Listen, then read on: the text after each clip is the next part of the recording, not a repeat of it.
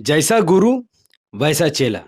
छपरी नेता का छपरी सपोर्टर और इस छपरी यूट्यूबर यानी रणवीर अलाहाबादिया ने समय रैना के इंडियाज गॉट लेटेंट के शो में माँ बाप के बारे में, एक सेंसिटिव इशू के बारे में ऐसी गंदी भद्दी और वाहियात बातें कही है कि एक आम इंसान जिनके माँ बाप हो, वो सपने में भी अपने माँ बाप के बारे में ऐसी बात नहीं कर सकता और नहीं सपने में ऐसी चीजों को कभी देख सकता है और ना ही महसूस कर सकता है। अब क्या है पूरा मामला वो भी मैं आपको बताऊंगा। पहले आपको इस वीडियो को ध्यान से देखना चाहिए। Watch your parents have sex every day for the rest of your life.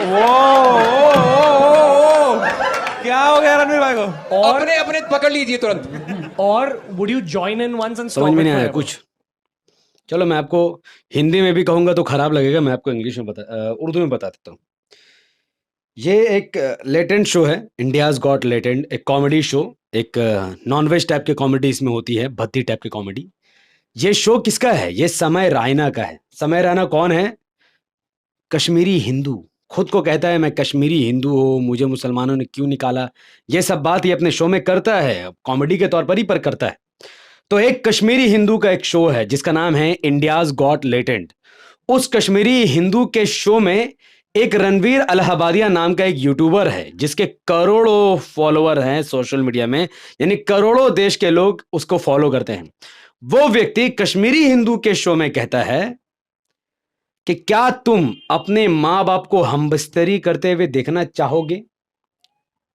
उसके बाद एक लेवल ऊपर उसने और एक बात कही, या फिर उनके साथ ज्वाइन होकर तुम भी नाउजुबिल्लाह अस्तगफिरुल्लाह तुम भी अपने माँ बाप के साथ हमबस्तरी करना चाहोगे और फिर इन सब चीजों को खत्म कर दोगे। इतनी गंदी और वाहियात बात, हमबस्तरी का मतलब समझते हैं ना आप? मियाँ बीवी के दरमियान जो होता है उसे उसे बोलते हैं हमबिस्तरी। मैं ना इंग्लिश में वो वर्ड यूज करूंगा और ना ही हिंदी में।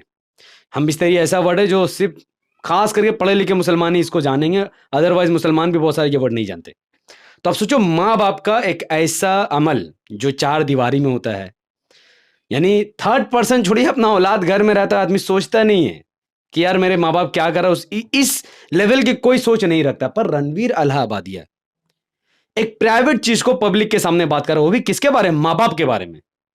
और ऑफर देता है कि मैं 2 करोड़ रुपया दूंगा, तुम अभी आकर ब्लो जॉब करो। अब चलो ब्लो जॉब, आप समझ रहे, मैं ना इसको उर्दू में बताऊंगा तो भी बहुत खराब है, हिंदी में बताऊंगा तो भी बहुत खराब है। अब कितना वाहियात आदमी है। अब देखो रणवीर अलाहाबादिया कौन है, मैं आपको बताता हूँ। ये इसके करोड़ों फॉलोवर्स है, इसका अपना चैनल है, जैसा मेरे चैनल में 7,70,000 समथिंग सब्सक्राइबर है, उसी इसके चैनल में 1 करोड़ से ज्यादा सब्सक्राइबर है, 10 मिलियन से ज्यादा सब्सक्राइबर है। इस व्यक्ति की विचारधारा वैसी ही है जैसे हिंदुत्व आइडियोलॉजी वाले लोगों की होती है। कट्टर खुद को हिंदू भी कहता है। साथ ही नरेंद्र मोदी जी इस छपरी यूट्यूबर को best creator of the award 2024 से नवाज चुके हैं। मोदी जी ने जिस व्यक्ति को बेस्ट क्रिएटर के तौर पर चुना और सम्मानित किया, वो व्यक्ति की सोच है कि माँ बाप को हम बिस्तरी करते हुए देखने में कोई बुरी बात नहीं है, और इवन उनके साथ तुम भी वो अमल करो, इसमें भी कोई बुरी बात नहीं है। ऐसा घटिया आदमी इसको दे रहे हैं best creator of the award. चूंकि मोदी जी भी अपने आप में एक छपरी है, एक छपरी नेता है भाई। मोदी जी एक छपरी नेता है, कोई पढ़े लिखे नेता नहीं है। बस छपरी उनके वोटर से और छपरी ये नेता है। देश के 70% लोग इनको वोट नहीं करते, इसलिए छपरी कह रहा हूं कि डोनाल्ड ट्रंप ने इनको न्योता नहीं दिया। ओपन सेरेमनी अपना उन्होंने जो किया, जो शपथ समारोह था, उसमें इनको न्योता तक नहीं दिया। फिर डोनाल्ड ट्रंप ने कई भारतीयों को यूएसए से हथकड़ी लगाकर पैर में जंजीर बांधकर भारत भेज दिया। इतना कुछ होने के बावजूद भी ये छपरी नेता, बेशर्म नेता मोदी जी अब यूएस जा रहे हैं एक दौरा करने। अरे भाई, तुमको तो यूएस का बहिष्कार करना चाहिए, जो हमारे देश के लोगों से कागज मांग रहा है और हथकड़ी पहनाकर वापस भेज रहा है। ये एक अलग टॉपिक है जिस पर मैं डिटेल वीडियो बनाऊंगा कि ये तो खुदा की मार है उन लोगों पर जो भारत में मुसलमान पर कागज मांग रहे थे, उनको मिला, उनको अब यूएसए में अपनी कागज दिखानी पड़ी। ये लो ये कागज, मैं गुजरात का हिंदू, मैं मध्य प्रदेश का हिंदू, मैं फलाना जगह का हिंदू, ये है मेरा कागज। कागज नहीं तो डोनाल्ड ट्रंप कह रहे उठाओ और बाहर फेंको इनको। ये चल रहा है जो भारत में मुसलमानों के साथ कर रहे हैं, इनके साथ यूएसए में हो रहा है। ये अलग टॉपिक है। पर मोदी जी चूंकि एक छपरी नेता है, ज्यादा इनका बुद्धि है ही नहीं। बस इनका बुद्धि यही काम करता है कि कैसे सरकार गिरा दो, कैसे सरकार बना लो, किसको क्या करो, देश भाड़ में जाए, देश की महंगाई भाड़ में जाए, देश का रुपया भाड़ में जाए। इनको इससे कोई मतलब नहीं। इनको बड़े बड़े प्राइवेट प्लेन में उड़ना है, गाड़ी में महंगे महंगे गाड़ी में घूमना है, महंगा महंगा कपड़ा पहनना है। देश को डुबाओ, अपने आप को सजाओ। इसीलिए मैं इन्हें छपरी नेता कहता हूं। अब उस छपरी नेता ने एक यूट्यूबर को best creator of the award से नवाजा। वो यूट्यूबर जो बीजेपी नेताओं के साथ मिलता है, भाई बीजेपी नेताओं के साथ उठता बैठता है, मिलता है, चर्चा करता है, इनडायरेक्टली डायरेक्टली बीजेपी का सपोर्ट करता है, खुद को कट्टर हिंदू भी बताता है, वो कट्टर हिंदू है, देवी देवताओं की पूजा करता है, और एक शो में जो एक कश्मीरी हिंदू का शो है समय राना, उसके शो में आकर कहता है, चलो जो कहता है वो तो मैं आपको बता दिया, कि अपने माँ बाप को हम बिस्तरी करते हुए देखो, छी छी छी छी छी, और हम बिस्तरी में शामिल हो जाओ, अस्तगफिरुल्लाह।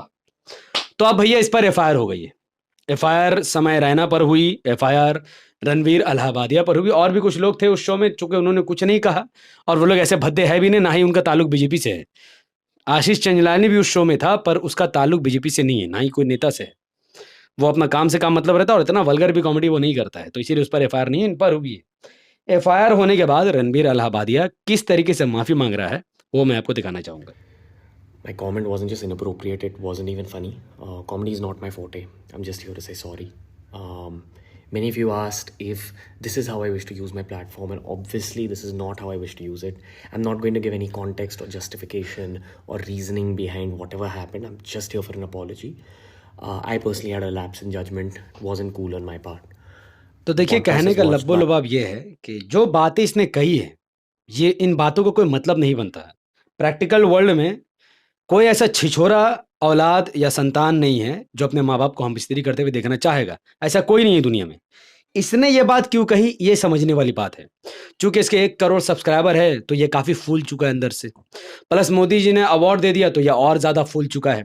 प्लस बीजेपी के बड़े बड़े मंत्रियों से मिलता है, तो इसकी जो सोचने की क्षमता है अलग लेवल में चल गई। इसको लगता है कि अब भाजपा की सरकार है, मैं जो चाहूँगा वो बोलूँगा, जो चाहूँगा वो समझाऊँगा, लोग मुझे कुछ नहीं करेंगे, और लोगों को बुरा भी घंटा लगे, मुझे कोई जेल नहीं भेज सकता, मेरे ऊपर कोई कानूनी कार्रवाई नहीं होगी। लेकिन भाई इसके खिलाफ एफआईआर तो हुई है।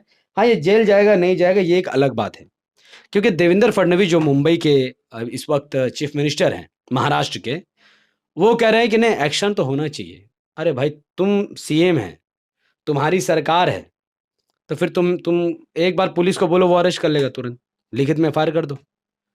करना चाहिए, what is the meaning of करना चाहिए, क्योंकि देवेंद्र फडणवीस जानता है कि ये वो व्यक्ति है जो करोड़ों जिसके फॉलोवर है, और जो बीजेपी को इनडायरेक्टली सपोर्ट करता है, नॉट डायरेक्टली बट इनडायरेक्टली, और मोदी जी जिसको अच्छा समझते हैं उनको अवार्ड देते हैं। अभी इस सिलसिले में ये जो लोग हैं ना, समय रैना है, या फिर रणवीर अलाहाबादिया है, या फिर एल्विश यादव है, या इवन में एक महिला है, मैं उसका नाम भी नहीं लेता, और भी जो लोग आपको फोटो में दिख रहा है, इनसे आपको कुछ सीखने को नहीं मिलेगा, नथिंग। आपको एजुकेशन पर्पस में, जिंदगी में, लाइफ स्टाइल में, ना ही कोई धार्मिक, ना ही कोई दुनिया, दीन दुनिया, आपको कुछ नहीं सीख सकते आप इनसे।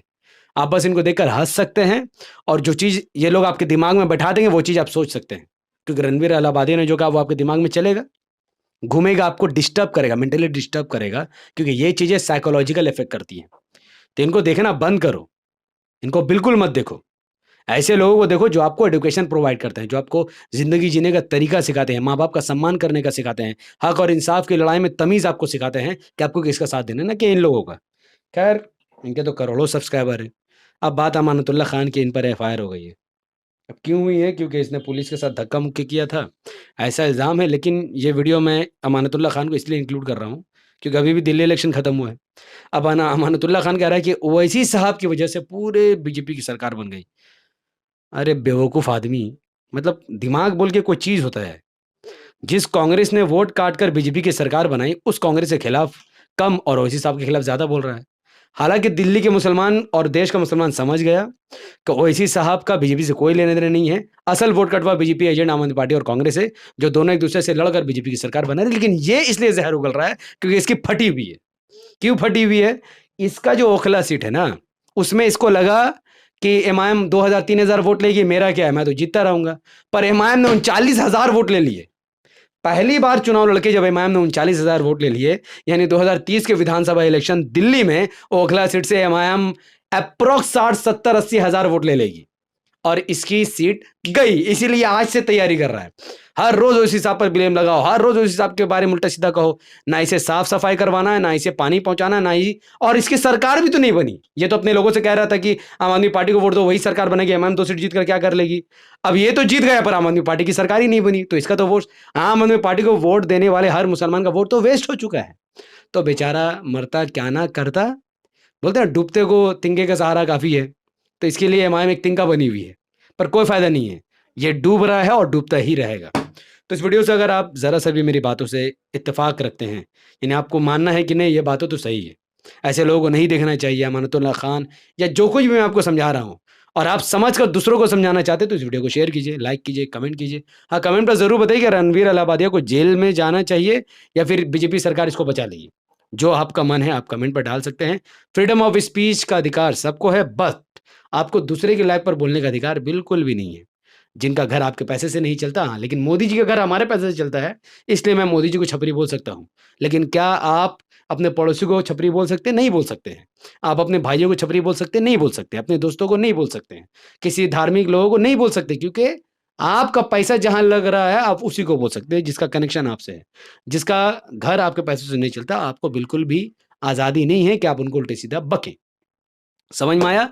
तो हमारे चैनल को सब्सक्राइब कर लीजिए, बेल आइकन हिट कीजिए, क्योंकि नेक्स्ट वीडियो बहुत इंपॉर्टेंट होने वाला है। दिल्ली में जीते हुए कुल मुस्लिम विधायक कितने होने चाहिए थे और कितने जीते, और इमाम जीत जाती तो कितना बड़ा क्रांति दिल्ली में होता। उफ! बहुत-बहुत शुक्रिया। मिलते हैं अगले वीडियो में। अस्सलाम वालेकुम व रहमतुल्लाहि व बरकातहू। मैं था मोहम्मद हफीज़ अंसारी और आप देख रहे हैं द पॉलिटिकल।